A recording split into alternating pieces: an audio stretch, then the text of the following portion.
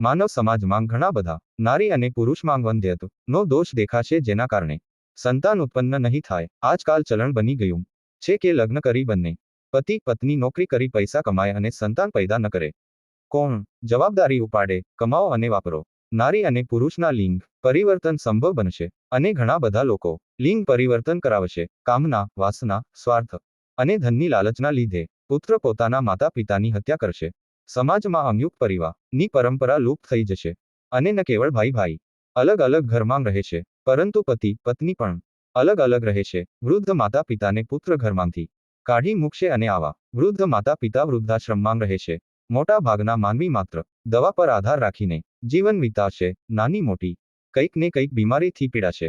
સમાજમાં માંસાહારી, મદ્યપા કરનારા, તમાકુનું સેવન કરનારાઓ અને નશાખોરોની સંખ્યામાં ઘણો વધારો થશે. વિશ્વમાં ગર્ભપાત અને ભ્રૂણહત્યા જેવા પાપો મોટી સંખ્યામાં વધશે. સંસારમાં વ્યાભિચાર વધી જશે. સંસારમાં એકથી વધુ પત્ની રાખવાનું દેખાશે. પતિ પત્ની વચ્ચેના સંબંધ માંગ પવિત્રતા નહીં રહે. માનવ સમાજ દેવતાઓની પૂજા નહીં કરે. પુત્ર પોતાના મૃત માતા પિતાને પિંડદાન નહીં આપે. માતા પિતાની અંતિમ ક્રિયાઓ પુત્ર નહીં કરે. વિધવા સ્ત્રી પણ અંતિમ સંસ્કાર કરશે અને પિંડદાન આપશે. પુરુષ અને પુરુષની વચ્ચે લગ્ન થશે. સ્ત્રી અને સ્ત્રી પણ લગ્ન કરશે.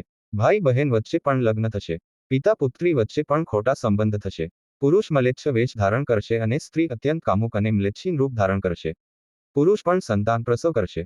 પુરુષમાંથી સ્ત્રી બનીને પરુષ માથા ઉપરના કેશ રાખશે, પરંતુ કાન ઉપરના કેશ કપાવી નાખશે. મામી અને ભાણેજના લગ્ન થશે. કાકી અને ભત્રીજાના લગ્ન થશે. મામા અને ભાણીના લગ્ન થશે. બધા પશ્ચિમી સભ્યતા અપનાવશે અને તેના અનુસાર જ વેશભૂષા ધારણ કરશે. જમાઈ અને સાસુના મધ્ય શારીરિક સંબંધો બંધાશે. વિવાહિત સ્ત્રીઓ માથામાં સિંદૂર અને હાથમાં બંગડીઓ નહીં પહેરે. કળિયુગમાં કોઈ પણ મનુષ્ય 100% આયુનો ભોગ નહીં કરે. ગીતા, ભાગવત, શાસ્ત્ર અને પુરાણોને છોડી માનવ સમાજ કામશાસ્ત્રનું અધ્યયન કરશે. માતા તુલસીની પૂજા બંધ થઈ જશે. ગ્રામદેવી અને કુળદેવીની પૂજા બંધ થઈ જશે. સમાજમાં મિથ્યાવાદીઓની સંખ્યા વધી જશે.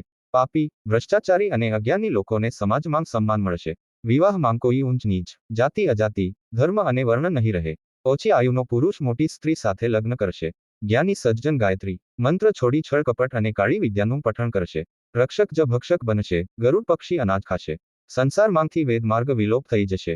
સ્ત્રી માથાના વાળ ખુલ્લા રાખી ફરશે. યુવા નારી નગ્ન થવું અને અંગ પ્રદર્શન કરવું પસંદ કરશે. સ્ત્રી પોતાના શરીરનો સોદો કરી પેટ ભરશે. કળિયુગના અંત સમયે રાજાશાહી નહીં રહે. મનુષ્ય એકાદશીનું વ્રત રાખશે, પરંતુ માંસાહારી ભોજન કરશે. ઘણા લોકો નિર્માલ્ય, જગન્નાથજીના મહાપ્રસાદની સાથે દારૂ અને માંસ ખાશે. અસમયે લોકો આહાર, વિહાર અને નિંદ્રા કરશે. અસમય સંભોગથી સંતાન ગર્ભમાં જ મૃત્યુ પામશે. કિશોર અવસ્થામાં બાળકીઓ ગર્ભપાત કરાવશે. પારકી સ્ત્રીનું હરણ થશે અને તેની સાથે રમણ કરશે. સંસારમાં બધા પરિવારોમાં અશાંતિનું વાતાવરણ રહેશે.